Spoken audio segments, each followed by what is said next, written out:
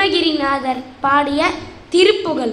முத்தை தருபத்தி திருநகையத்தி கிரசத்தி சரவண முக்தி கோரிவித்து குருபரையன போதும். முத்தை தருபத்தி திருநகையத்தி கிரசத்தி சரவண முக்தி கோரிவித்து குருபரையன போதும். முக்கட்பரமற்கச்சுருதியின் முற்பட்டகுகர்த்தி திருவர் முப்பத்து மூவர்க்கு தமரருமாடி பேண. முக்கட்பரமற்கச்சுருதியின் முற்பட்டகுகர்த்தி திருவர் முப்பத்து மூவர்க்கு தமரருமாடி பேண. பத்து தலை தத்த கலைத்தொடு ஒற்றை கிரைமத்தை பொறுத்தொடு பத்த பகல் வட்ட திகிரி இரவாக. பட்டு தலை தத்த கனைத்தொடு ஒற்றை கிரைமத்தை பொறுத்தொடு பத்த பகல் வட்ட திகிரியில் இரவாக. பத்தற்கிற தத்தை கடவிய பச்சை புயன் மெச்சல் தகுபொருள் பட்சத்துடன் ரச்சி தருவதோரு நாளே. பத்தற்கிற தத்தை கடவிய பச்சை புயன் மெச்சல் தகுபொருள் பட்சத்துடன் ரச்சி தருவதோரு நாளே. தித்தைய ஒத்த பரிபுர நித்ர பதம் வைத்த பைரவை திக்கோ கண்ணடிக்க கழுதோடு கழுதாட. திக்கு பரிவட்ட பைரவ தொக்கு தொகு தொக்கு தொகு தொகு சித்திர பௌரிக்கு திரிகடகயன போதும். திக்கு பரிவட்ட பைரவ தொக்கு தொகு தொக்கு தொகு தொகு சித்திர பௌரிக்கு திரிகடகயன போதும். குத்து பறை கொத்து களமிசை குக்கு குகு குக்கு குகு குகு குத்து புதை புக்கு பிடிய நம்முது கூகை. கொட்புற்றல நட்பற்ற உணரை வெட்டி பலியிட்டு குலகெறி கொத்து பட ஒத்தம் பொறவல பெருமாளே. கொட்புற்றல நட்பற்ற உணரை வெட்டி பலியிட்டு குலகெறி கொத்து பட ஒத்த பொறவல பெருமாளே. தேங்க்யூ. தெரிவித்துக் கொள்கிறேன். இன்று எனக்கு பேச வாய்ப்பளித்த ஆன்மீக சிவசக்தி சபை அண்ணாச்சி அவர்களுக்கு என்னுடைய நன்றியை தெரிவித்துக் கொள்கிறேன். இன்றைக்கு தலைப்பு நம்ம திருமுருக கிருபானந்த வாரியாரை பற்றி பேசலான் இருக்கேன். அவர் நிறைய கோவில் திருப்பணிகள் நிறையா செஞ்சுருக்காரு. அதனால் திருப்பணி சக்கரவர்த்திங்கிற பெயரால் கிருபானந்த வாரியாரை பற்றி இன்றைக்கி தலைப்பு எடுத்திருக்கேன். சோழ வளநாடு சோறுடைத்து, பாண்டிய நாடு முத்துடைத்து, சேர நாடு வேளமுடைத்து, தொண்டை நாடு சான்றோர் உடைத்து என்று ஆன்றோர் வாக்கு. அப்படிப்பட்ட சான்றோர்கள் மிகுந்த தொண்டை நாட்டில் வேலூருக்கும் காட்பாடிக்கும் இடையே அமைந்துள்ள பாலாற்றங்கரையில் காங்கேய நல்லூர் என்ற ஒரு ஊர் உள்ளது. காங்கேயன் என்பது முருகப்பெருமானை குறிக்கும் சொல். தமிழகம் செய்த தவப்பயனால் அந்த சான்றோர்கள் மிகுந்த அந்த தொண்டை நாட்டில் அந்த காங்கேய நல்லூரில் மல்லையாதாசர் என்று ஒரு பாகவதர் வாழ்ந்து வந்தார். அவருடைய மனைவி பெயர் கனகவல்லி அம்மையார். இவர் அந்த ஊரில் குடிகொண்டு இருக்கிற முருகன் கோவிலில் வள்ளி தேவயானை சமேத சுப்பிரமணிய சுவாமிக்கு பல ஆண்டுகளாக சேவை செய்து வருகிறார். அவர் செய்த தொண்டின் பலனாக அவருக்கு 1906ஆம் ஆண்டு ஆவணி மாதம் 9ஆம் நாள் முருகனுக்கு உகந்த சஷ்டி திதியில் சுவாதி நட்சத்திர நன்னாளில் தமிழே உருவான ஒரு குழந்தை பிறந்தது. அந்த குழந்தைக்கு கிருபானந்தவாரி என்று பெயரிட்டார்கள். அந்த சமயத்தில் திக்கு தெரியாமல் ஆன்மீகம் தட்டு தடுமாறிய நிலையில் நாத்திகவாதங்கள் கம்பீரமாக தலைதூக்கி இருந்தன. அப்போது தன்னுடைய தெய்வ பலமும் தமிழின் புலமையாலும் அந்த ஆன்மீகத்தை கவசமாக நின்று கட்டி காத்த பெருமை அருள்மிகு கிருபானந்த வாரியாரையே சேரும். அவருடைய தந்தைக்கு பிரசங்கம்தான் வாழ்வாதார தொழில். அதில் கிடைக்கும் வருமானத்தை வைத்துதான் அவர்களுடைய குடும்பம் ஓடிக்கொண்டிருந்தது. கஷ்ட ஜீவனந்தான். வாரியாரை சேர்த்து 7 ஆண் குழந்தைகள், 4 பெண் குழந்தைகள், மொத்தம் 11 பேர். ஆனாலும் அவர் இவ்வளோ வறுமையிலும் கூட தன்னுடைய குழந்தைகளுக்கு அவரே வீட்டில் வைத்து நல்ல கல்வியை சொல்லிக் கொடுத்தார். அவரே ஒரு பண்டிதர் ஆனதுனால எல்லா குழந்தைகளுக்குமே வீட்டில் வச்சே அவர் பாடம் சொல்லி கொடுக்குறாரு. எப்படின்னா, காலையில் தூங்கி எழுந்ததும் 1 மணி நேரம் இசைப்பயிற்சி, அதற்கு பிறகு 7 மணிக்கு மேல் இலக்கியங்கள், நன்னூல் முதலான இலக்கியங்கள், மதியம் தேவாரம், திருவாசகம், திருப்புகழ் போன்ற கீர்த்தனைகள், இரவு நேரத்தில் சரித்திர பாடங்கள் என்று முறை வைத்து குழந்தைகளுக்கு பாடம் சொல்லிக் கொடுத்தார். அதனால் வாரியார் குழந்தையாக இருந்தபோதே புத்தகங்களை நிறைய 5 வயதில் இருந்தே புத்தகங்கள் நிறைய படிக்க தொடங்கிவிட்டார். அதனால் அவங்க அப்பாவுக்கு தினசரி காலையில் 100 பாடல்களை மனப்பாடமாக ஒப்பிக்கணுமா. அது அவருடைய கட்டளையாம். அந்த தந்தையுடைய அந்த ஆணைப்படி தினமும் 100 பாடல்கள் அவர் படிச்சுக்கிட்டே வந்ததுனால அவருடைய 12வது வயதில் 10,000 பாடல்களை அவர் மனப்பாடம் செஞ்சு வச்சுருந்தாராம். இவர் அப்பா பிரசங்கத்துக்கு போகிறப்ப எல்லாம் இந்த குழந்தைய வாரியாரை மட்டும் கூடவே அழைச்சிட்டு போகிறதுனால அவர் தந்தைகிட்ட இருந்து எல்லாத்தையுமே அப்படியே கற்றுக்கிட்டே வர்றாரு. ஒரு சமயம் அவர் சின்ன குழந்தையாக இருந்தப்போ அவங்க அம்மாவோட கோயிலுக்கு போகிறாங்க. அப்போ கோயிலை சுற்றி வரும்போது கொஞ்ச நேரம் உட்காரலான்னு நினைக்கிறாங்க. அப்போ இவர் பார்க்குறாரு, அந்த உட்கார்ற இடம் அழுக்காக இருக்குது. அப்போது அந்த அழுக்காக இருக்கிற இடத்துல உட்கார்றதுக்கு கூச்சப்படுறார். இதை பார்த்ததும் அவங்க அம்மா, கண்ணா, அழுக்காக இருக்கிற இடத்துல நீ உட்கார்றதுக்கு கூச்சப்படுற, இதை போல் உன்னுடைய உள்ளம் அழுக்காக இருந்தால் முருகன் அதில் உட்கார மாட்டான் அப்படின்னு அம்மா சொல்கிறாங்க. அப்போ அந்த குழந்தை கேட்குறான், அம்மா, உள்ளத்தோட அழுக்கு அப்படின்னா என்னம்மா அப்படின்னு. கோபம், பொறாமை, பொய், இவைகளெல்லாம் தான் உள்ளத்தோட அழுக்குகள் அப்படின்னு அம்மா சொல்கிறாங்க. இந்த நிகழ்ச்சியை அவர் பின்னால் நினச்சி பார்க்குறப்போ அவர் சொல்கிறாரு, எனக்கு அப்போது 10 வயது. எங்கள் அம்மா இப்படி சொல்லி தந்தப்போ எனக்கு 10 வயது. இப்போ எனக்கு 77 வயதாகுது. இதுவரையிலும் நான் பொய் சொன்னது கிடையாது. 10 வயதில் அம்மா சொல்லி கொடுத்ததை அவர் வாழ்நாளில் முழுவதும் அவர் கடைப்பிடிச்சிருக்கார். உடல் தூய்மை நீரால் அமையும், அகம் தூய்மை வாய்மையால் காணப்படும் என்ற வள்ளுவரின் வாக்குப்படி அவர் உடல் தூய்மை உள்ள தூய்மையோடு இருந்தார். இவருக்கு இவரோட தந்தை தான் முதல் குரு. தந்தைகிட்ட இருந்து பூஜை, பக்தி முறைகள், பிரசங்கங்கள் எல்லாத்தையுமே கற்றுக்கிறார்.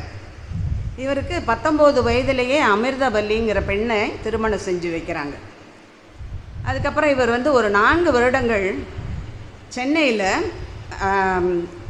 பிரம்மஸ்ரீ வரதராச்சாரியார் அப்படிங்கிறவர்கிட்ட 4 ஆண்டுகள் அங்கேயே தங்கி இருந்து வீணை பயிற்சி கற்றுக்கிறாங்க. அப்போது நல்ல சங்கீத ஞானத்தோடு இருக்கார்.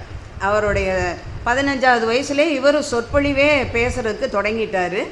அப்போது அப்படிலாம் சொற்பொழிவு ஆற்றும்போது தன்னுடைய சங்கீத ஞானத்தால் தேவாரம், திருவாசகம், திருப்புகழ் போன்ற பாடல்களை இன்னிசையோடு பாடுவார். அந்த சொற்பொழிவின் இடையிலேயே நல்ல பாடல்களையும் இன்னிசையோடு பாடுறார். இவர் இவ்வளோ தூரம் நல்லா முருக பக்தியில் இருக்கிறதுக்கு அவருடைய தந்தை தான் முதல் காரணம். இவருக்கு தாய்மாமா ஒருத்தர் இருந்தார். வாரியாருக்கு தாய்மாமா ஒருத்தர் இருந்தார். அவர் வாரியார் நல்லா படிக்கிறத பார்த்துட்டு உங்கள் அப்பா கிட்ட சொல்கிறார், பையன் நல்லா படிக்கிறான், இவனை ஆங்கில பள்ளிக்கூடத்தில் சேர்க்கணும், IAS படிக்க வச்சு கலெக்டர் ஆக்கணும் அப்படின்னு சொல்கிறாங்க. அதுக்கு வாரியாரோட அப்பா என்ன சொல்கிறாரு, முருகனோட பெருமையை பாடிக்கிட்டு பேசிக்கிட்டு 4 வயிறு கஞ்சி குடித்தா போதும், அவனை கலெக்டர் ஆக்கணுங்கிற எண்ணம் எனக்கு இல்லை அப்படின்னு சொல்லிட்டார். இந்த சம்பவத்தையும் அவர் பின்னால் சொல்லி காட்டுறாரு. நம்மளுடைய சாமிகள் என்ன சொல்கிறாங்கன்னா, எங்கள் அப்பா எனக்கு அன்றைக்கி சொன்னாங்க, என்னை நல்லா முருக பக்தியில் வளர்த்ததுனால இன்றைக்கி தஞ்சாவூரில் இருக்கிற அத்தனை கலெக்டர்களும் என்னோடய சிஷ்யர்களாக இருக்காங்க. என்கிட்ட உபதேசம் கேட்குறதுக்கு அத்தனை கலெக்டர்களும் க்யூவில் நிற்கிறாங்க. நான் ஒருத்தன் கலெக்டராக இருந்தேன், இன்றைக்கி பென்ஷன் வாங்கிட்டு நான் உட்காந்துட்ருப்பேன் அப்படின்னு சொல்கிறாங்க. அந்த பென்ஷனுங்கிற வார்த்தைக்கு அவர் நகைச்சுவையாக ஒரு வேடிக்கையாக சொல்கிறாங்க, பெண்ணு சன்னு. அந்த பெண் வயசான காலத்தில் ஒரு பெண் செய்கிறதையும் ஒரு சன்னுன்னா மகன் செய்கிறதையும் இந்த பென்ஷன் பார்த்துக்குமா. அதை அவர் அப்படி வேடிக்கையாக அந்த பென்ஷனுங்கிற வார்த்தைக்கு ஒரு அர்த்தம் சொல்கிறாங்க. 19 வயசு இவருக்கு ஆகுது. அப்போவே இவர் வந்து தனியாக ராமாயணம், மகாபாரதம் அந்த மற்றும் இன்னும் புராணங்களில் இருந்தெல்லாம் பிரசங்கங்கள் தனியாகவே அவர் செய்ய ஆரம்பிச்சிட்டார். இவருடைய பிரசங்கங்கள் வந்து பெரும்பாலும் பேச்சு வழக்கை ஒட்டியே அமைந்திருக்கு. அதாவது நாடக பாணியில் இருக்கும். இடையிடையே சின்ன சின்ன கதைகள் வரும். நகைச்சுவையாக பேசுகிறதும், இப்போ நடைமுறை செய்திகளை நயம்பட சொல்வதிலும் இவருக்கு நிகர் இவரே தான். அவரை மாதிரி வேறு யாராலையும் சொல்ல முடியாது.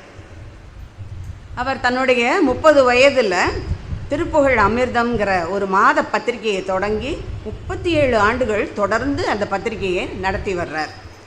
அதில் வந்து நம்ம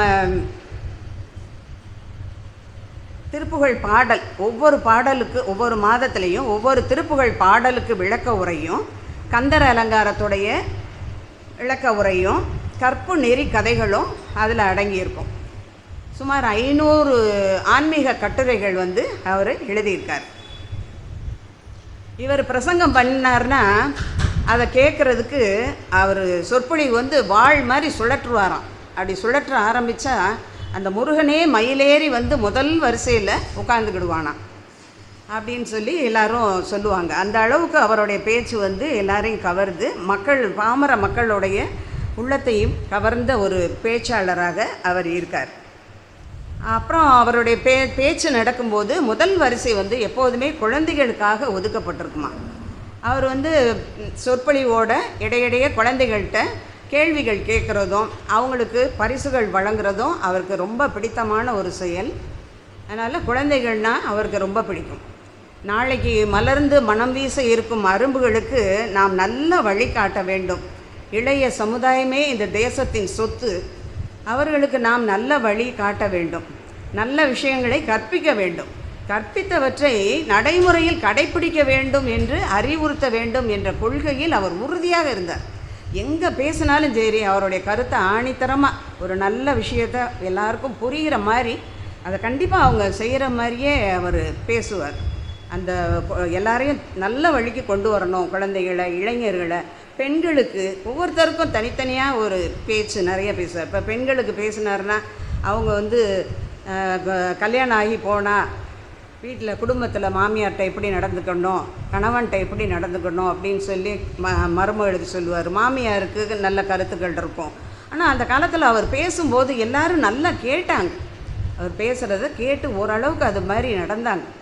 அதே மாதிரி இளைஞர்களுக்கும் நல்ல விஷயங்களை வந்து அவர் சொல்கிறதுக்கு தவறுறதே இல்லை. அவர் வந்து நிறைய கதைகள் மூலமாக சொல்லியிருக்காரு. நிறைய ஆன்மீக தத்துவங்கள். அதில் இப்போ நம்ம ஒரு சில ஆன்மீக தத்துவங்களை பற்றி பார்க்கலாம். ஒரு பக்தன் வந்து ஒரு கோயிலுக்கு போகிறதுக்காக கூடையில் தேங்காய், வாழைப்பழம், கற்பூரம் இதெல்லாத்தையும் எடுத்துகிட்டு போகிறான். அப்போது அந்த கூடையில் இருக்கிற தேங்காய் பேச ஆரம்பித்ததான். நம் மூவரில் நான் தான் உறுதியானவன், கெட்டியானவன் அப்படின்னு சொல்லுது. வாழைப்பழம் சொல்லுது நான் தான் இனிமையானவன், இளமையானவன் அப்படின்னு சொல்லி தம்பட்டம் அடிக்குது. ஆனால் கற்பூரம் வந்து எதுவுமே பேசாமல் அமைதியாக இருந்துச்சு. இப்போது அவன் சந்நிதி உள்ளே போகிறான். போனோடனே தேங்காயை வந்து பூஜை ஆரம்பிக்குது. தேங்காயை உடைக்கப்பட்டது. வாழைப்பழத்தை உரித்து நைவேத்தியமாக காட்டுறாங்க.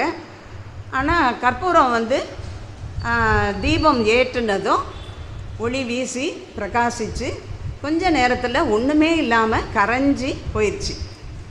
இது வந்து இந்த இதில் இருந்து நம்ம வந்து பக்தர்கள் ஒரு விஷயத்தை நம்ம நல்லா புரிஞ்சுக்கணுன்னு சுவாமி சொல்கிறாங்க. தேங்காய் போல் கர்வத்தோடு இருந்தால் நிச்சயம் ஒரு நாள் உடைப்படுவோம். வாழைப்பழம் போல் தற்பெருமை பேசி திரிந்தால் நிச்சயம் கிழிபடுவோம். அந்த கற்பூரத்தை போல அமைதியாக இருந்து விட்டால் இறுதியில் இருக்கும் வரை ஒளி வீசி இறுதியில் மீதமின்றி இறைவனோடு இரண்டர கலந்து விடுவோம் என்று அந்த கற்பூரம் வந்து நம்மளுக்கு எடுத்துக்காட்டுதுன்னு சுவாமி சொல்கிறாங்க. அதுக்கப்புறம் தேங்காய், வாழைப்பழம் இதெல்லாம் நம்ம சுவாமிக்கு படைக்கிற அந்த வழக்கம் எப்படி வந்ததுங்கிறதுக்கு சுவாமி விளக்கம் சொல்கிறாங்க. இப்போது நம்ம வந்து எந்த பழமாக இருந்தாலும் நம்ம அந்த பழத்தை சாப்பிட்டுட்டு அந்த கொட்டையை தூக்கி போட்டோம்னா அது முளைச்சி மரமாக ஆயிடும். ஆனால் தேங்காயை நம்ம உடைச்சி சாப்பிட்டுட்டு அந்த ஓட்டை போட்டால் அது முளைக்குமா? முளைக்காது.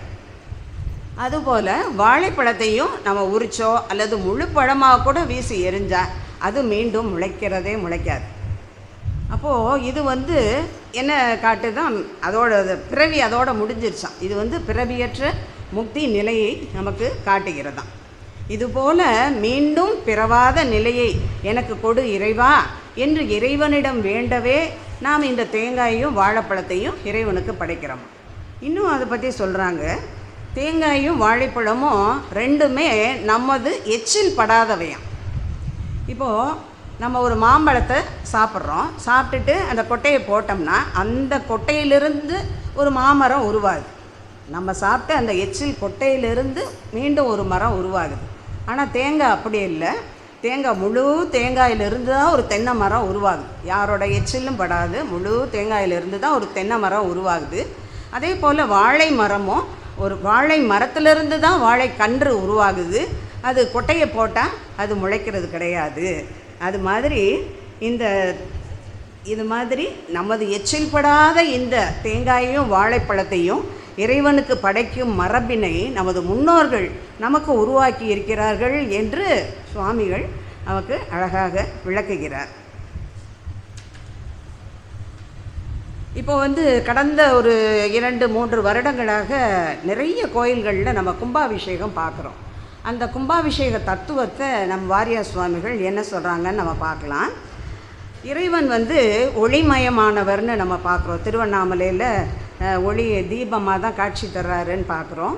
அதனால் இறைவன் ஒளிமயமானவர், ஜோதிமயமானவர்.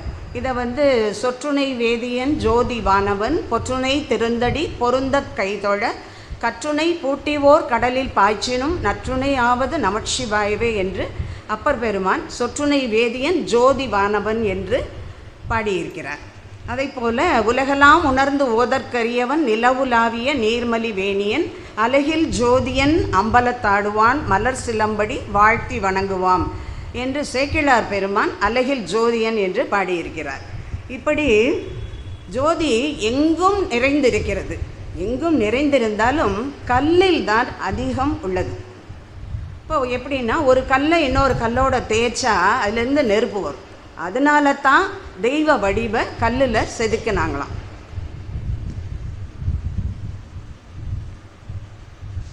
அந்த சிலைக்கு தெய்வ வடிவ கல்லில் செதுக்கினாங்க. அதுக்கப்புறம் மந்திர ஒலிகள், மந்திர கோவிலில் சொல்லப்படுற அந்த மந்திர ஒலிக்கு ஆற்றல் அதிகமாக இருக்குது. இப்போ இந்த முதல்ல கல்லினால் செய்த இந்த சிலையை தானிய வாசம் ஜலவாசம் என்று 48 நாட்கள் அதுக்குள்ளே வச்சிருந்து, அதுக்கு பிறகு மந்திர தந்திரங்களையெல்லாம் எழுதி அந்த மூர்த்தியின் அடியில் வச்சு யாகாதி கிருத்தியங்களால் ஜோதியை வளர்த்து அந்த ஜோதியை கும்பத்துக்கு எடுத்துகிட்டு போய் அந்த கும்பத்தில் தங்கிய ஜோதியை பிம்பத்தில் கொண்டு வந்து சேர்க்கின்ற அரிய கிரியை தான் கும்பாபிஷேகம் என்று சுவாமிகள் சொல்லுகிறார். அதாவது கும்பாபிஷேகத்துக்கு முன்னால் அது கல், கும்பாபிஷேகம் முடிந்த அடுத்த வினாடியே அது கடவுளாகிறது என்று சொல்கிறார். எப்படி ஒரு காகிதத்தை ஆற்றலுடைய அரசாங்கத்தார் கரன்சி நோட்டாக மாற்றுகிறார்களோ அதே போல் அருளாளர்கள் எங்கும் நிறைந்திருக்கும் திருவருளை நால்வர்களும் ஆன்றோர்களும் ஆழ்வார்களும் தங்களுடைய மந்திர யந்திரங்களால் சேர்த்து ஈர்த்து திரட்டி ஆலயங்களில் உள்ள விக்கிரகங்களில் சேமிக்கிறார்கள். அப்போது அந்த மூர்த்திக்கு அதனால தான் அந்த மூர்த்திக்கு இறையருள் அதிகமாக காணப்படுகிறது.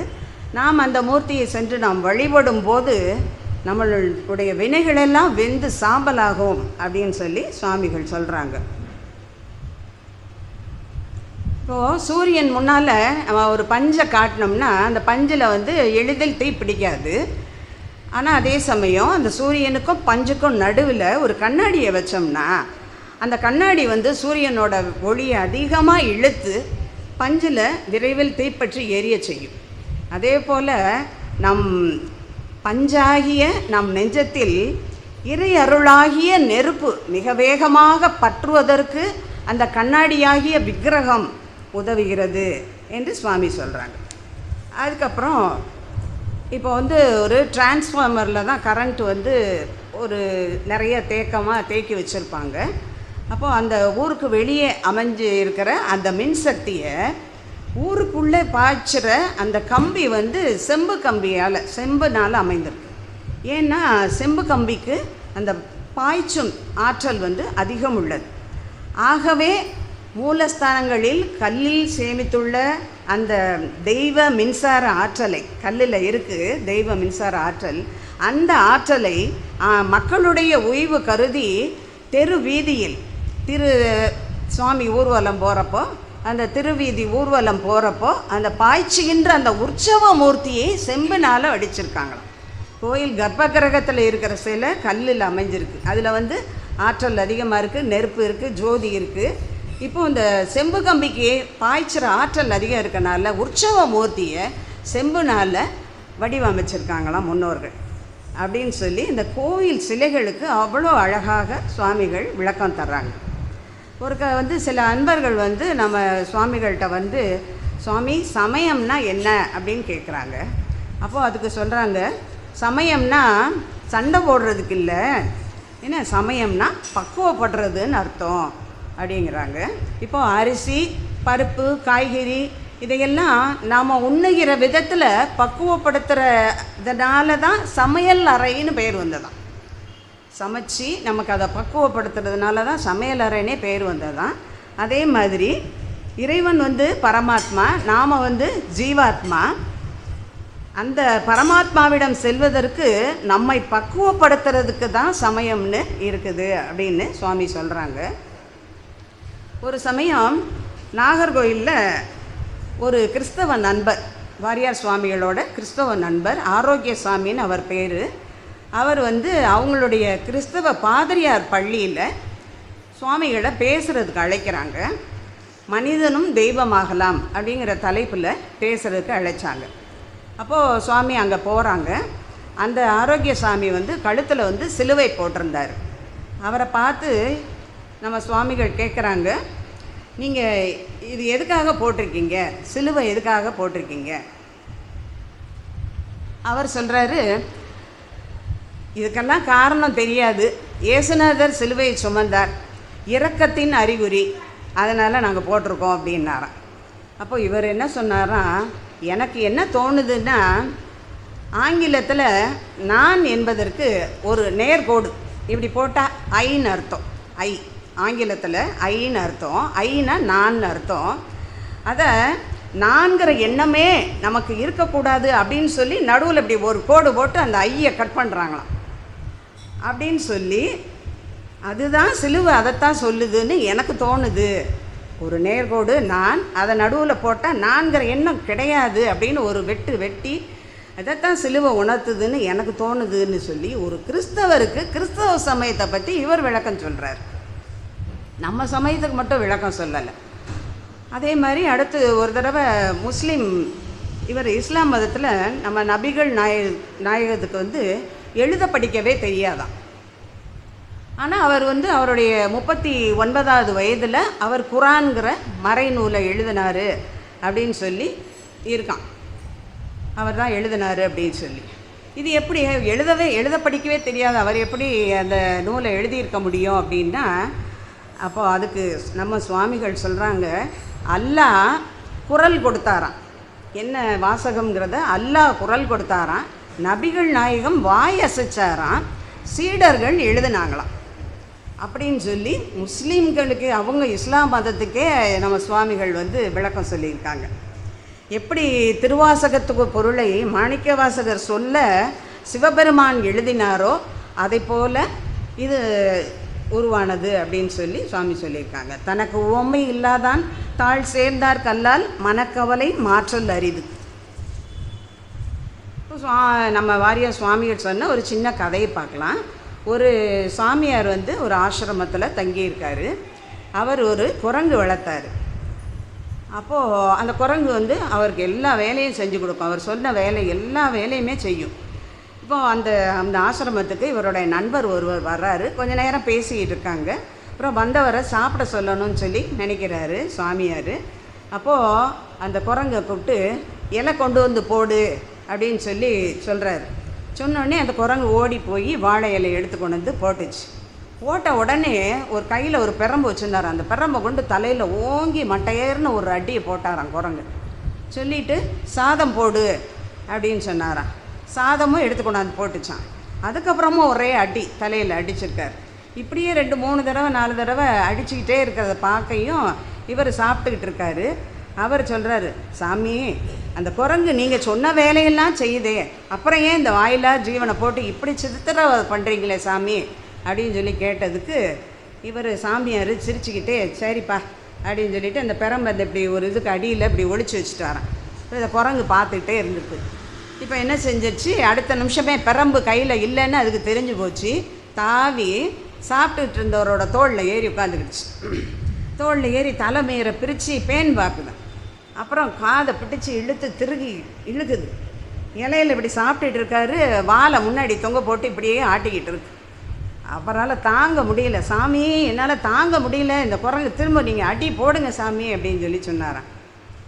அடிக்காதன்னு சொன்ன அவரே இப்போ அடியை போடுங்க சாமி அப்படின்னோடனே இவர் திரும்ப பிரம்பை எடுக்கிறாரு, அடி போட்டார். குரங்கு போய் மூலையில் போய் உட்காந்துருச்சான் பேசாமல். இப்போ இதை சுவாமி என்ன சொல்கிறாங்க, இந்த குரங்கை போல தான் மனித மனமும். நம்ம சொன்னதெல்லாம் கேட்குதேன்னு சொல்லி நம்ம அதை சும்மா விட்டுறக்கூடாது.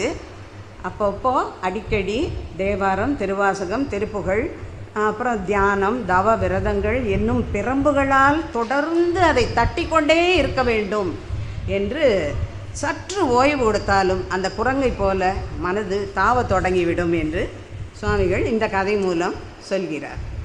அப்புறம் விபூதியை பற்றி நமக்கு ஒரு கதையாக சொல்கிறாங்க சுவாமி. விபூதிங்கிறது ஒரு ஞான ஐஸ்வர்யம், அதை நம்ம அலட்சியமே செய்யக்கூடாது அப்படிங்கிறதுக்கு ஒரு சின்ன கதை மூலம் சொல்கிறாங்க. ஒரு முத்துன்னு சொல்லி ஒரு நெசவாளி இருக்கான். அவன் கொஞ்சம் படிக்காதவன், எந்த விவரமே அவனுக்கு தெரியாது. அவங்கிட்ட எந்த விதமான ஆச்சார அனுஷ்டானங்கள் எதுவும் கிடையாது, தியானம் தவம் எதுவுமே அவனுக்கு தெரியாது. ஒரு தடவை அந்த ஊருக்கு ஒரு சாமியார் வர்றார், ஒரு முனிவர் மாதிரி வர்றாரு. மக்கள் எல்லாரும் போய் அந்த முனிவரை போய் வணங்குறாங்க. இவனும் போகிறான். அப்போ அந்த முனிவர் இவனை பார்த்து, எப்பா நெத்தியில் கொஞ்சம் திண்ணீர் வச்சுக்கக்கூடாதாப்பா, இப்படி வெறும் நெத்தியாக போட்டிருக்க அப்படின்னு கேட்குறாரு. அதுக்கெலாம் எனக்கு நேரம் இல்லை சாமி அப்படிங்கிறான். சரி வா உனக்கு ஒரு மந்திரமாவது சொல்லித்தரேன் அப்படின்னு சொல்லி பஞ்சாட்சர மந்திரத்தை அவனுக்கு ஓதுறார். சாமி சாமி சாமி இதெல்லாம் எனக்கு நேரம் கிடையாது, இதெல்லாம் சொல்கிறதுக்கு எனக்கு நேரம் கிடையாது அப்படின்னு சொல்கிறாரு. சொல்லிட்டான். சொன்ன உடனே சரி அப்போ வாரம் ஒரு முறையாவது கோயிலுக்காவது போயிட்டு வா அப்படின்னாரு. அதுக்கும் எனக்கு நேரம் கிடையாது சாமி அப்படின்னொடனே, என்னப்பா இப்படி சொல்கிறியே, அப்போ நான் ஒன்று சொல்கிறேன் அதையாவது செய்ய. தினந்தோறும் நீ திருநீர் பூசினவனோட முகத்தையாவது பார்த்துட்டு அதுக்கப்புறமா நீ சாப்பிடப்போ அப்படின்னு சொன்னார். இது அவனுக்கு ஓரளவுக்கு ஏற்றுக்கிட்டான். சரி சாமி நீங்கள் சொன்னபடியே எங்கள் பக்கத்து வீட்டுக்காரன் அவன் நல்லா நெத்தியில் நிறைய திண்ணீர் பூசியிருப்பான். நான் எங்கள் 2 வீட்டுக்கு நடுவில் ஒரு ஜன்னல் இருக்குது, அது வழியாக நான் அவனை ஏதாவது வாங்குவேன் கொடுப்பேன். அதனால் நான் அவன் முகத்தை தினந்தோறும் பார்த்துட்டு நீங்கள் சொன்னபடி சாப்பிட்றேன்னு ஒத்துக்கிட்டேன். இப்படியே என்ன செய்கிறான், ஏதாவது கொடுக்குற மாதிரி வாங்குற மாதிரி ஜன்னல் வழியாக அவனை கூப்பிட, அவன் நல்லா நெத்தி நிறைய திண்ணீர் பூசியிருப்பான். அதை பார்த்த பிறகு சாப்பிட்றத ஒரு வழக்கமாக வச்சுருந்தான். ஒரு நாள் எதிர்த்த வீட்டுக்காரனை பார்க்க முடியல. அவன் மண் பாண்டங்கள் செய்கிற ஒரு குயவன், அவனை பார்க்க முடியல. அப்போது இவன் முத்துவோட மனைவி சொல்கிறான், நீங்கள் அவனோட வீட்டுக்கே போய் பார்த்துட்டு வந்துடுங்க அப்படின்னு சொல்லி. சரின்னு வீட்டுக்கு போகிறான். வீட்டுக்கு போனால் அவர் வீட்டில் இல்லை, சட்டி பானை செய்கிறதுக்கு மண் எடுக்கிறதுக்காக ஏரிக்கரை பக்கம் போயிருக்காரு அப்படின்னு சொன்னாங்க. சரின்னு இவன் ஏரிக்கரை பக்கமாக ஓடுறான். அப்போ அந்த குயவன் பூமியில் தோண்டிக்கிட்டு இருக்கான், மண் எடுக்கிறதுக்காக பூமியை தோண்டிக்கிட்டு இருக்கான்.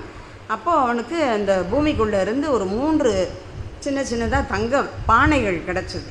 அந்த பானைகளில் தங்க காசு இருக்குது. அவன் அந்த புதையலை பார்க்கையும் அப்படியே சுற்றி முற்றி அப்படியே முழிக்கிறான். யாராவது நம்மளை பார்த்துட்றாங்களோ என்னமோ அப்படின்னு சொல்லிட்டு உள்ளே மல்லமாக தோண்டிக்கிட்டு இருக்கான். அப்படியே நிமிர்ந்து வெளியே எட்டி இப்படியே பார்க்குறான், யாராவது பார்க்குறாங்களா அப்படின்னு. அப்போ கரெக்டாக இவன் ஓடி வந்துட்டு இருக்கான். இவன் இப்படி நிமிர்ந்து இப்படி பார்க்குறான், அவன் ஓடி வந்துட்டு இருக்கான். அந்த முத்து பார்த்துட்டேன் நான் பார்த்துட்டேன் அப்படிங்கிறான். அவன் பார்த்துட்டேன்னு சொன்னது இவன் திண்ணீர் பூசின நெற்றியை பார்த்துட்டேங்கிறான். இவன் என்ன நினச்சான், அந்த புதையலைத்தான் பார்த்துட்டேன்னு சொல்கிறானோ இல்லையோ அப்படின்னு பதறி போய், ஐயோ பார்த்துட்டானே போய் சொல்லிடுவானே அப்படின்னு சொல்லி பதறி போய் அவன் பார்த்துட்டேன்னு அதை பார்த்த சந்தோஷத்தில் வீட்டுக்கு ஓடிட்டான்.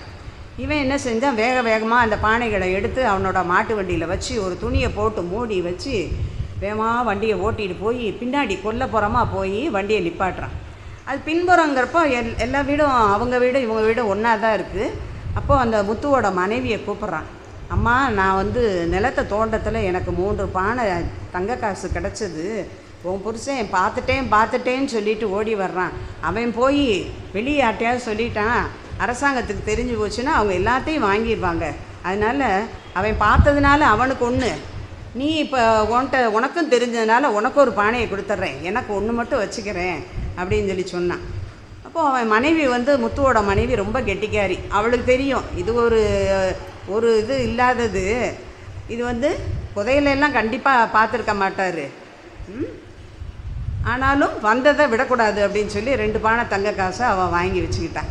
இப்போது இந்த கதையில் 2 கண்ணால் திருநீர் பூசினதை கண்ணால் பார்த்ததுக்கே 2 பானை தங்க காசு கிடச்சா அந்த திருநீரை அணிஞ்சவங்களுக்கு என்னவெல்லாம் கிடைக்கும் அப்படின்னு திருநீற்றோடைய தெய்வ நலத்தை சொல்கிறதுக்காக சுவாமிகள் வந்து இந்த கதையை சொல்லியிருக்காரு. நீரில்லா நெற்றி பால் அப்படின்னு நம்ம சுவாமி வந்து அடிக்கடி சொல்லுவாங்க. அவரே அப்படியே சிவப்பழம் மாதிரி ஃபுல்லும் நெத்தி நிறைய எப்போவுமே உடம்பு முழுசும் திருநீராக தான் பூசியிருப்பார். ஒரு தடவை அவர் ரயிலில் பிரயாணம் பண்ணிகிட்டு இருக்காரு. அப்போ ஒரு கல்லூரி மாணவன் அவர் கூட பக்கத்தில் பிரயாணம் பண்ணிகிட்டு இருக்கான். அவன் வந்து சுவாமிகளை பார்த்து கேட்குறான், சுவாமி நீங்கள் ஏன் இப்படி நெத்திக்கு வெள்ளை அடிச்சிட்ருக்கீங்க அப்படின்னு சொல்லி கேட்டான். உடனே இவர் வந்து அவங்கிட்ட போய் தேவாரம் திருவாசகம் அதிலிருந்தெல்லாம் திருநீற்றோடைய நன்மை என்னன்னு சொல்லி எடுத்து சொன்னால் அவன் நிச்சயமாக கேட்க மாட்டான் அப்படின்னு அவர் தெரியும். அதனால் அவர் சுருக்கமாக என்ன சொல்கிறாரு, அப்பா, குடியிருக்கிற வீட்டுக்கு தான் வெள்ளை அடிப்பாங்க. அதாவது இது அந்த காலத்தில் வாரத்துக்கு ஒரு தடவை வீட்டை வெள்ளை அடித்து எப்போவுமே பளிச்சுன்னு வெள்ளையாக வச்சுருப்பாங்க. உள்ள வாரம் வெள்ளிக்கிழமை வருது அப்படின்னாலே அடுப்புக்கு வெள்ளை அடித்து வாசலுக்கு வெள்ளை அடித்து சிலவங்க சின்ன வீடு தான் ஃபுல்லாகவுமே அடிச்சிருவாங்க. குடியிருக்கிற வீட்டுக்கு தான் வெள்ளை அடிப்பாங்க, காலியான வீட்டுக்கு யாரும் வெள்ளை அடிக்க மாட்டாங்க. எனக்கு பகுத்தறிவு நெற்றியில் குடியிருக்கு, அதனால் நான் வெள்ளை அடிச்சுக்கிட்டேன் அப்படின்னு சுருக்கமாக சொல்லி முடிச்சிட்டார். சரின்னு கொஞ்ச நேரத்தில் ட்ரெயின் நிற்கிது. அவன் இறங்குறான். இறங்கத்தில் சுவாமி எனக்கு சிறிது திருநீர் கொடுங்கள் என்று பணிவோடு கேட்டு வாங்கி திருநீரை பூசிக்கிட்டான். இப்படி யார் யாருக்கு எப்படி சொன்னால் புரியுமோ அப்படி எளிய முறையில் அவங்கவுங்களுக்கு ஏற்ற மாதிரி சொல்லி புரிய வைக்கிறதுல சுவாமிக்கு நிகர் வந்து அவரே தான். இப்போ அவர் என்ன சொல்கிறாரு, குழந்தைகளுக்கு நம்ம வீட்டில் இருக்கிற குழந்தைகளுக்கு காலையில் எந்திரிச்ச உடனே திருநீர் அணிவிக்க வேணும் அப்படின்னு சொல்லி சொல்கிறாங்க சுவாமிகள். இளைஞர்களை பற்றி சொல்கிறப்போ இன்றைய இளைஞர்களிடம் அளப்பரிய ஆற்றல் உள்ளது. நமது பாரத நாட்டின் பெருமை மிகுந்த கடந்த காலத்தை அவர்களுக்கு வந்து நம்ம வந்து நினைவுபடுத்தணும். இன்றைய இளைஞர்கள் தெரியும்படி நம்ம செஞ்சோம்னா எப்படியெல்லாம் கஷ்டப்பட்டு வளர்ந்தாங்க, சுதந்திரம் வாங்கினது, இன்றைக்கி இருக்கிற சொத்துக்கள்லாம் பெரியவங்க எப்படி கஷ்டப்பட்டு உழைச்சி இது பண்ணது அப்படின்னு கடந்த காலத்தெல்லாம் சொன்னோம்னா தான் அவங்களுடைய எதிர்காலம் மகத்தான எதிர்காலம் உருவாகும் அப்படின்னு சொல்லி அவர் சொல்கிறாரு. ஒரு திசை காட்டும் கருவி இல்லாத ஒரு கப்பல் எப்படி கடலில் தத்தளித்து நிற்குமோ அதே மாதிரி இன்றைய இளைய சமுதாயம் சரியான வழிகாட்டுதல் இல்லாமல் தடுமாறி கொண்டு இருக்கிறது. அந்த இளைஞர்களுக்கு நம்ம தான் வந்து தன்னுடைய சொற்பொழிவுகள் மூலமும் தன்னுடைய நூல்கள் மூலமும் நல்ல வழியை அவர் காட்டுறார். அப்புறம் பெற்றோர்களை வணங்குபவரை இந்த உலகம் வணங்கும் அப்படிங்கிறத அவர் அடிக்கடி தன்னுடைய சொற்பொழிவில் சுவாமி சொல்லுவாங்க. பெற்றோரை வணங்குபவரை உலகம் வணங்கும் அப்படின்னு. ஒரு தடவை ஈரோட்டுக்கு சுவாமி வந்து ரயிலில் வந்துட்டு இருக்காங்க. ஈரோடு ஸ்டேஷனில் வண்டி நிற்கிது. இப்போ பிளாட்ஃபாரத்தில் நிறையா பேர் சுவாமிகள் வர்றாங்க. அந்த கூட்டத்தில் இவங்க அம்மாவும் இருக்காங்க, வாரியார் சுவாமிகளுடைய அம்மாவும் இருக்காங்க. இவர் என்ன செய்கிறாரு, அப்படியே சாஷ்டாங்கமாக, அது பிளாட்ஃபாரம்னு கூட அவருக்கு தெரியாமல் அப்படியே நெடுஞ்சான் கிடையா தாயின் கால்களில் விழுந்து வணங்குறார். இதை பார்த்தவங்களுக்கு அப்படியே மெய் செலுத்துட்டாங்க. அப்புறம் சாமி கேட்குறாங்க, இந்த கூட்டத்தில் பெற்றோரை வணங்குபவர் எத்தனை பேர், கை தூக்குங்க அப்படிங்கிறார்.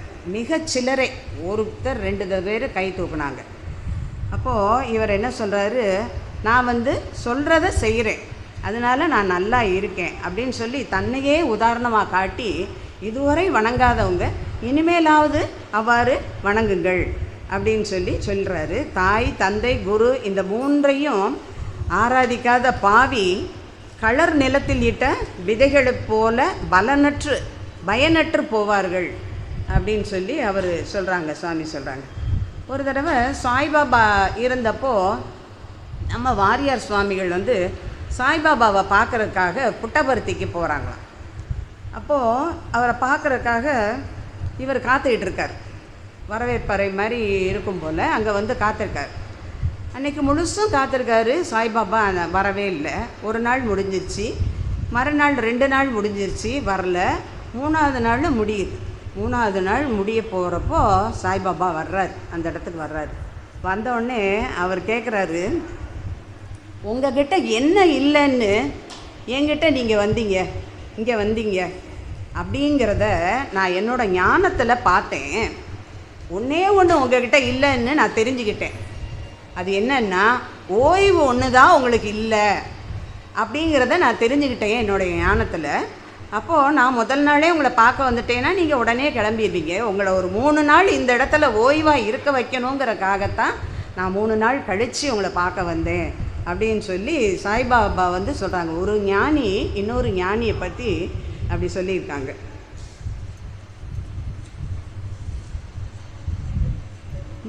தமிழ் மொழியை பற்றி ஒரு சங்கம் அமைத்து மொழி வளர்த்த பெருமை உலகத்தில் நம்ம தமிழ் மொழிக்கு மட்டும்தான் உண்டு. இப்போது எத்தனை ஊர்களில், மதுரையில் தமிழ் சங்கம் இருக்குது, அப்புறம் காஞ்சிபுரம், நிறைய இந்த மாதிரியான ஊர்களில் இருக்குது. நிறைய இடங்களில் தமிழ் சங்கம் வச்சு தமிழை வளர்க்குறது, முத்தமிழுக்கும் வளர்க்குறாங்க. அது வந்து நம்ம தமிழ் மொழிக்கு மட்டும்தான் இந்த பெருமை. மதுரையில் அமர்ந்திருக்கணும் அந்த தமிழ் சங்கத்தில் வந்து திரிபுரம் எரித்த அந்த விரிசடை கடவுளான சிவபெருமானும் குன்றம் எரிந்த முருகவேளும் தலைமை புலவர்களாக அங்கே வந்து தமிழை ஆராய்ந்தார்கள் என்கிறது வரலாறு. அப்படிப்பட்ட அந்த தமிழ் மொழியின் சிறப்பை வந்து சுவாமியோட வாழ்க்கையில் நடந்த ஒரு சம்பவத்தின் மூலமாக அவர் சொல்கிறார். வாரியார் சுவாமிகள் ஒரு தடவை பாரிஸ் நகரத்துக்கு போயிருக்காங்க. அங்கே போயிருந்தப்போ அங்கே ஒரு நூல் நிலையத்துக்கு அவரை கூப்பிட்டு போகிறாங்க, சுவாமிகளை கூப்பிட்டு போகிறாங்க. அந்த நூல் நிலையம் எப்படி இருக்கும்னா, புஸ்தகம் அப்படி நீளமாக அதை அப்படியே மடக்கி இப்படியே வச்சுருப்பாங்களாம். அப்போது அந்த மடக்குன அந்த பீரோக்களை எல்லாத்தையும் நீட்டி வச்சா 6 மைல் நீளத்துக்கு அந்த புத்தக வரிசை நீளுமா. அவ்வளவு பிரம்மாண்டமான மிகப்பெரிய நூல் நிலையமாக. அவ்வளவு பெரிய நூல் நிலையத்தில் நம்பர் 1ன்னு போட்டு ஒரு புஸ்தகத்தை வச்சுருந்தாங்களாம். அது என்னது அப்படின்னா பைபிள். இதுதான் அந்த எல்லா புஸ்தகங்களையும் நம்பர் 1 அப்படின்னு போட்டு வச்சுருந்தாங்களா. நம்பர் 2 அப்படின்னு போட்டிருக்கிறதுல நம்மளுடைய திருக்குறளை வச்சுருக்காங்களாம். அப்போது அவ்வளோ பெரிய இந்த உலகத்திலேயே வந்து மிக பெரிய நகரங்கள் பாரிஸ், லண்டன், அந்த ஊர்லேயே நம்ம நாடு, அதுவும் நம்ம தமிழ்நாட்டில் திருவள்ளுவர் எழுதின திருக்குறளை நம்பர் 2வது இடத்துல வச்சுருக்காங்க அப்படின்னு சொல்லி இது வந்து நம்மளுக்கு எவ்வளோ பெருமை. வள்ளுவன் தன்னை உலகினுக்கே தந்து வான்புகழ் கொண்ட தமிழ்நாடு அப்படின்னு பாரதியார் சொல்லியிருக்காரு. நம்ம சுவாமி என்ன சொல்கிறாங்க, திருக்குறள் வந்து 5 கண்டத்தார்களாலேயும் மதிக்கத்தக்க ஒரு நூல், எந்த காலத்துக்கும் ஒப்புக்கொள்ளக்கூடிய ஒரு தமிழர்களுடைய அரிய பெரிய பொக்கிஷம் நம்முடைய திருக்குறள் என்று சுவாமிகள் வந்து சொல்கிறாங்க. அடுத்து ஒரு கதை, விதி அப்படிங்கிறத பற்றி சுவாமிகள் ஒரு சின்ன கதை மூலமாக சொல்கிறாங்க. தேவேந்திரன், தேவர்களுடைய தலைவன் தேவேந்திரன், அவனுடைய மனைவி பேர் இந்திராணி. அவங்க வந்து ஒரு கிளியை வளர்த்துவாங்களாம். அந்த கிளி மேலே ரொம்ப பிரியமாக வச்சு வளர்த்துக்கிட்டு வர்றாங்க. ஒரு தடவை அந்த கிளி வந்து நோய்வாய்ப்பட்டுருச்சு. அப்போது அதை பார்த்து வைத்தியர்லாம் சொல்லிட்டாங்களாம், இந்த கிளி பிழைக்காது அப்படின்னு சொல்லிட்டாங்களாம். உடனே இதை கேட்டு இந்திராணி வந்து ரொம்ப கவலைப்பட்டாங்களாம். கவலைப்பட்டுட்டு தேவேந்திரன்கிட்ட போய் சொல்கிறாங்களாம், சுவாமி எனக்கு எப்படியாவது என் கிளியை காப்பாற்றுங்க, இந்த கிளி இறந்து போச்சுன்னா நானும் இறந்து போயிடுவேன் அப்படின்னு சொல்லி சொன்னாங்களாம். சரி நீ ஒன்றும் கவலைப்படாத, நாம் உடனே வந்து பிரம்மாவிட்ட போய் நம்ம சொல்லுவோம், ஒவ்வொருத்தருடைய தலையெழுத்தையும் பிரம்மா தான் எழுதுறாரு, அதனால் நான் பிரம்மா கிட்ட போய் கிளியோட தலையெழுத்தை மாற்றி எழுத சொல்லிடுறேன் அப்படின்னு சொல்லிட்டு பிரம்மா இந்திரனை பார்க்க போகிறாங்க. அப்போது இந்திரன் வந்து பிரம்மாவை பார்க்க போகிறாங்க.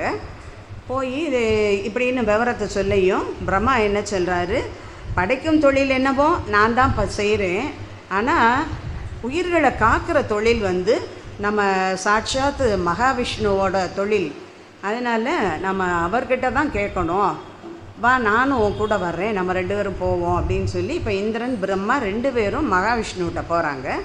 அவர்கிட்ட போய் விவரத்தை சொல்கிறாங்க.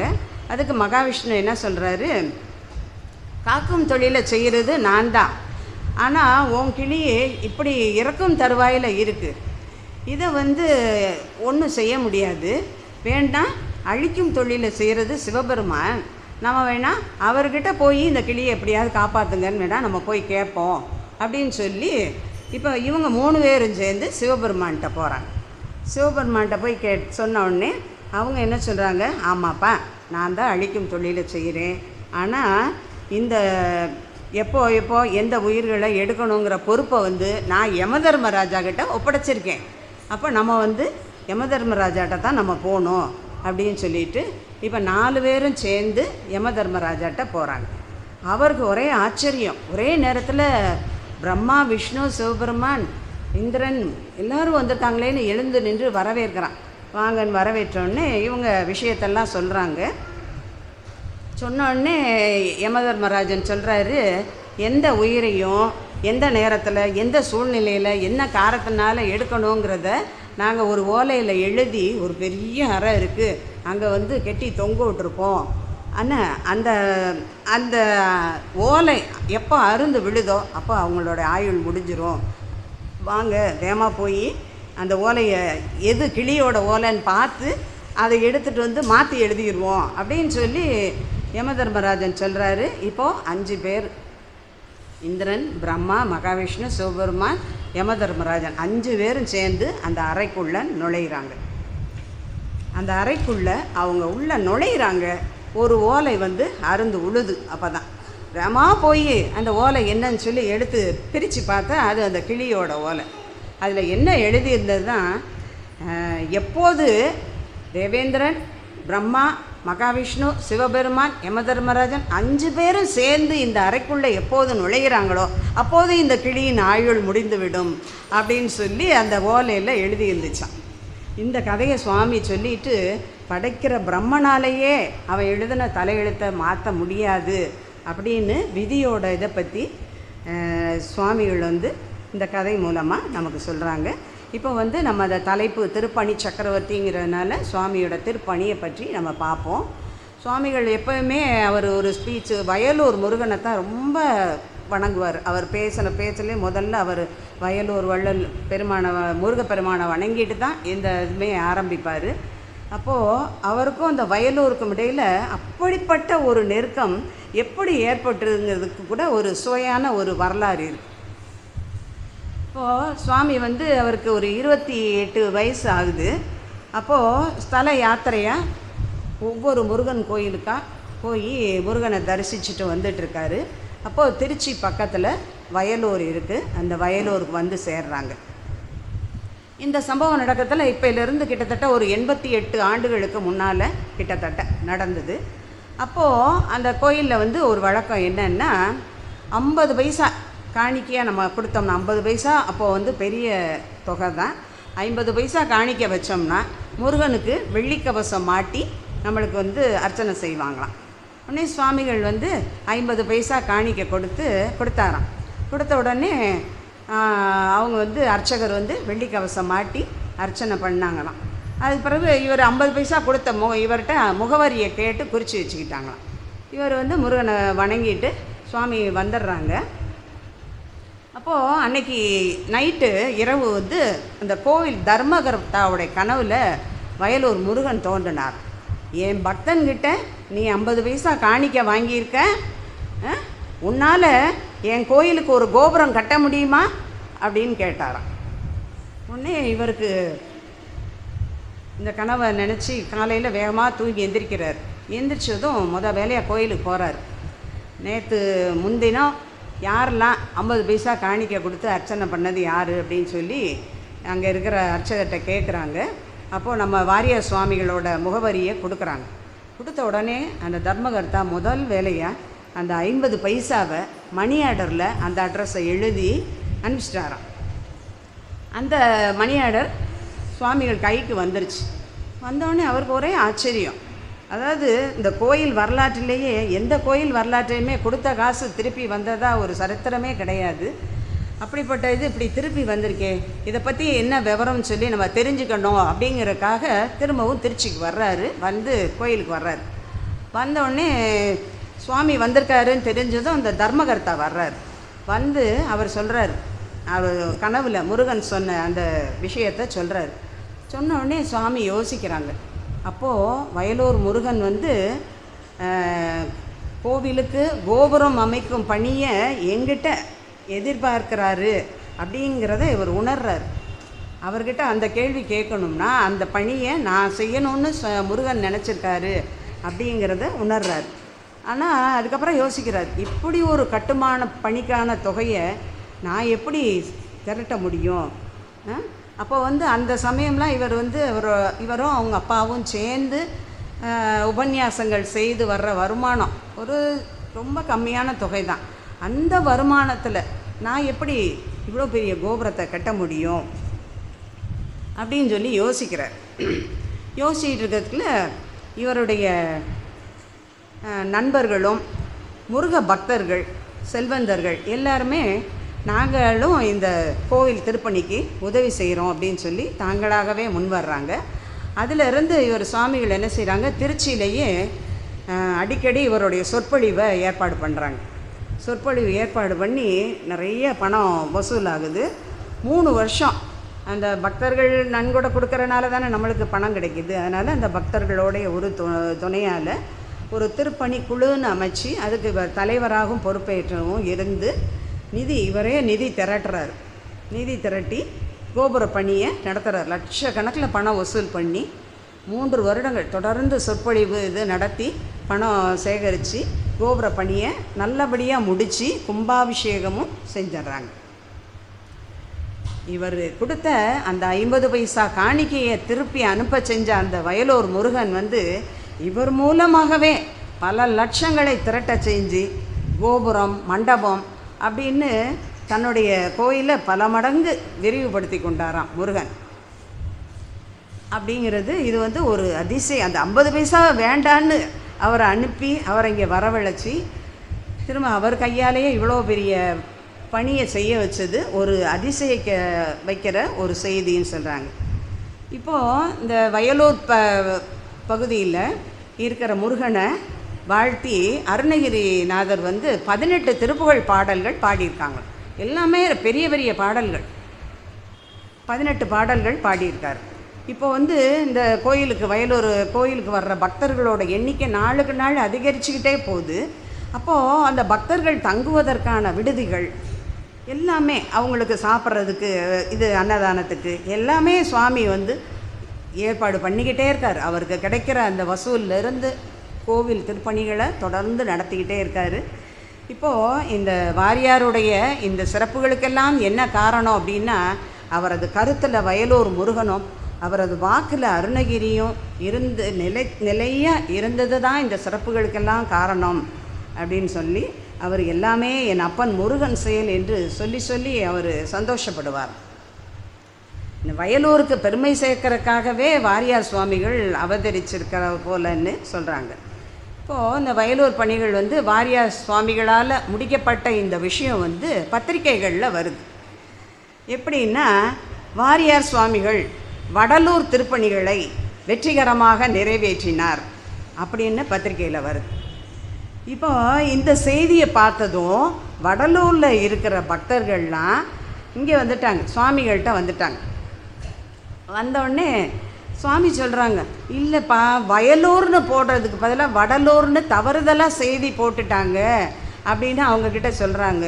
இருந்தாலும் சுவாமி, அது நீங்கள் தான் எப்படியாவது வயலூருக்கு கோபுரம் கட்டின மாதிரி எங்களுடைய வடலூர்லேயும் அது முதல்ல அந்த நேரத்தில் வந்து ஒரு கூரையால் அமைக்கப்பட்ட ஒரு சின்ன இடமா தான் வடலூரில் வள்ளலாருடைய அந்த இது வந்து சத்திய ஞான சபைங்கிறது சின்ன ஒரு கூரை இதாக தான் இருந்ததாம். அதெல்லாம் எங்களுக்கு தெரியாது சுவாமி, நீங்கள் தான் வந்து எங்களுடைய வடலூர்லேயும் நீங்கள் தான் எங்களுக்கு கோவில் கட்டி தரணும் அப்படின்னு சொல்லி அவங்க வேண்டி கேட்டுக்கிறாங்க. சரின்னு சொல்லி சுவாமியும் அதுக்கு இது இப்பயும் யோசிக்கிறாரு, நம்மளால் எப்படி செய்ய முடியும் அப்படின்னு சொல்லி யோசிக்கிறாரு. அதுக்கப்புறம் என்ன செய்கிறாங்க, அருணகிரிநாதர் அறச்சாலை அப்படிங்கிற பெயரால் ஒரு திருப்பணியை ஆரம்பித்து பழையபடிக்கு சொற்பொழிவுகள், பிரசங்கங்கள், கதா காலட்சேபம் எல்லாத்தையும் ஆரம்பிச்சுக்கிறாங்க. அதுக்கப்புறம் ஒவ்வொரு இடத்துக்கும் இவரே உண்டியல் போய் வசூல் செய்வாராம். கோவில் திருப்பணிக்காக இவரே வந்து உண்டியல் இது பண்ணுவாராம். அதாவது இப்போ வந்து ஒரு கோயிலுக்கு, ஒரு சின்ன கோயிலுக்கு கூழ் ஊற்றுறதுனா கூட 10 பேரை கூட்டிகிட்டு போகிறாங்க. ஒரு சின்ன திருவிழானா கூட 50 பேர் ஒரு ரசீது புஸ்தகத்தை எடுத்துகிட்டு வந்து படையெடுக்கிறாங்க. ஆனால் சுவாமி வந்து தனி ஒரு ஆளாக தான் போய் அவ்வளோ பணத்தையும், லட்சக்கணக்கில் 3 லட்சம் 4 லட்சம்னு சொல்லி அவ்வளோ பணத்தையும் சுவாமிகள் தனி ஒரு ஆளாக இருந்து தான் வந்து வசூல் பண்ணி இந்த திருப்பணிகளை செய்கிறார். இப்போது இந்த 9 ஆண்டுகள் இந்த திருப்பணி, இப்போ இந்த வடலூர் கோவில் திருப்பணி வந்து 9 ஆண்டுகள் நடந்திருக்கு. தனி ஒரு ஆளாக இருந்து அவர் வந்து இந்த சத்திய ஞான சபை திருப்பணி வந்து அருட்பெருஞ்சோதி கருணையினால் இனிதே நடைபெற்று சிறப்பாக கட்டி முடிக்கிறாங்க. இப்போது இது வந்து ஒன்றும் லேஸ்பட்டது இல்லை. நம்ம இப்போ ஒரு வரியில் சொல்லி முடிச்சிட்டோம். எல்லையற்ற இடர்பாடுகளுக்கு இடையில தான் சுவாமிகள் வந்து இந்த பணியை வந்து செஞ்சு முடிக்கிறாங்க.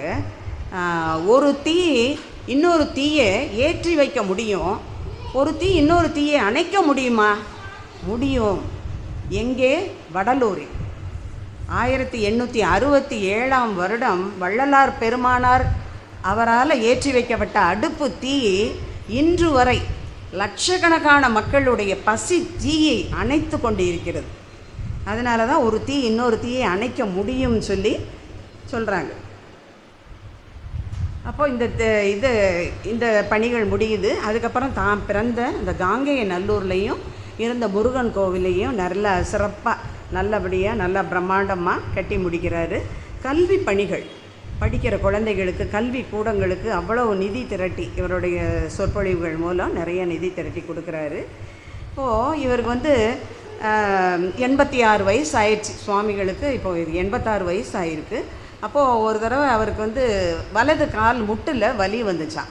அப்போது பக்தர்கள் அவர் கூட இருக்கிறவங்களாம், இந்த முருகனுக்கு கொஞ்சம் கூட கருணையே இல்லையே, எந்த நேரமும் அவருடைய பெருமையை சொல்லிக்கிட்டு பாடிக்கிட்டு இருக்கிற உங்களுக்கு போய் இப்படி கால் வலியை கொடுத்துருக்காரே அப்படின்னு சொல்லி சொன்னாங்களாம். அப்போது அவர் சொன்னாராம், அப்பனே முருகனை திட்டாத, எனக்கு முருகன் கால் வலியை தானே கொடுத்துருக்கான், முழு வலியை கொடுக்கல, இல்லை அதுக்கே நான் முருகனுக்கு நன்றி சொல்லணும் அப்படின்னு சொல்லி அவர் பேச்சில் வந்து நகைச்சுவை ததும்ப பேசுகிறது. அந்த வயசுலேயும் கூட அந்த நகைச்சுவையை குறையாமல் அப்படி பேசுகிறாரு. அப்புறம் அவர் சொற்பொழிவு ஆற்ற போது அவருடைய கழுத்தில் வந்து பெரிய பெரிய ருத்ராட்சங்கள் அணிஞ்சிருப்பாராம். அந்த ருத்ராட்சங்கள்லாம் ஒன்றொன்றும் அவ்வளோ விலை மதிக்கத்தக்கதான். கௌரி சங்கர் ருத்ராட்சம், அப்புறம் நடராஜர் பதக்கம் அப்படின்னு அதுகள்லாம் ரொம்ப அரிய வகை ருத்ராட்சங்கள் பெருசு பெருசாருமா நிறைய போட்டிருப்பாராம். இதை பார்த்து ஒரு அன்பர் கேட்குறாராம், சுவாமி இவ்வளோ பெரிய ருத்ராட்ச மாலை அணிஞ்சிருக்கீங்களே, உங்களுக்கு கழுத்து வலிக்காதா அப்படின்னு. ஆமாப்பா வலிக்க தான் செய்யும், இது சுமையாக தான் இருக்கும், ஆனால் இந்த ருத்ராட்சங்களை நீ சாதாரணமாக நினைக்காத, இது ரொம்ப அரிய வகை ருத்ராட்சங்கள். இந்த ருத்ராட்சங்களை கண்ணால் பார்த்தாலே அதுக்கு அவ்வளோ புண்ணியம் கிடைக்கும். இங்கே ஆயிரக்கணக்கான பேர் இந்த கூட்டத்தில் கூடியிருக்காங்க. இவ்வளோ பேரும் இந்த ருத்ராட்சங்களை கண்ணால் பார்த்தாங்கன்னா அவங்களுக்கு இந்த புண்ணியம் கிடைக்கட்டுமேங்கிறக்காகத்தான் நான் இந்த இவ்வளோ ருத்ராட்சங்களை நான் அணிஞ்சிருக்கேன் அப்படின்னு. எது செஞ்சாலும் அதில் மற்றவர்களுடைய நன்மையவோ அவங்க நல்லா இருக்கணும் அப்படிங்கிற ஒரு அவருடைய அந்த சிந்தனை வந்து எல்லாத்துலேயுமே அவருக்கு அவரோட கலந்து இருக்கு. வந்து தொடர்ந்து அவர் முருகனோட புகழையும் தமிழோட பெருமையும் சொல்லிக்கொண்டே இருக்கிற அவருடைய குரல் வந்து கடைசி வரைக்கும் வந்து ஒரு தளர்ந்ததே கிடையாது. கடைசி வரைக்கும் அந்த கணீர் என்ற அந்த குரல் இருக்குது. அவருக்கு வந்து இப்போது 87 வயசு ஆகுது. அப்போது அந்த 87 வயசுலேயும் லண்டனில் போய் ஒரு சொற்பொழிவு ஆற்றுறதுக்காக விமானத்தில் போகிறாரு. லண்டனுக்கு போய் அங்கே அந்த சொற்பொழிவை முடிச்சுட்டு அவர் அங்கேருந்து திரும்புகிற வழியில் சென்னைக்கு அருகில் வந்த போயே அவர் வந்து உடல்நிலை சரியில்லாமல் இந்த விமானத்தில் வந்துட்டு இருந்த போதே அவருடைய இது முருகனோட காற்றோடு காற்றாக அவர் கலந்து விட்டார். இப்போது அவருடைய 18வது வயதில் ராமாயண மகாபாரத உபன்யாசகராக வாழ்க்கையை தொடங்கிய கிருபானந்த வாரியார் தன்னுடைய இந்த உலக புகழ்பெற்ற சமய தத்துவ சொற்பொழிவாளராக அவர் உயர்ந்தார். சமய சொற்பொழிவாற்றுவதை ஒரு தவமாகவும் ஒரு ஞான வேள்வியாகவும் அவர் நினச்சி அவர் எல்லாமே செய்கிறாரு. காஞ்சி பெரியவர்களால் இவர் 64வது நாயன்மார் அப்படின்னு சொல்லி காஞ்சி பெரியவர்களால் தான் இவருக்கு அந்த பட்டம் கிடச்சிது. 63 நாயன்மார்களோட பெருமைகளையும் இவர் அவ்வளோ அழகாக சொற்பொழிவுகளில் பேசியிருக்கார். அவங்களுடைய பெருமையை சொல்ல வந்த 64வது நாயன்மார் நம்முடைய கிருபானந்த வாரியார் சுவாமிகள். அவர் வாழ்ந்த காலத்தில் நாமும் வாழ்ந்தோங்கிற பெருமை நமக்கெல்லாம் உண்டு.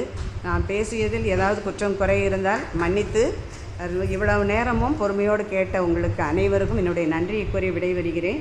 உருவாய் அருவாய் உளதாய் இலதாய் மறுவாய் மலராய் மணியாய் ஒளியாய் கருவாய் உயிராய் கதியாய் விதியாய் குருவாய் வருவாய் அருள்வாய் குகனே. நன்றி, வணக்கம்.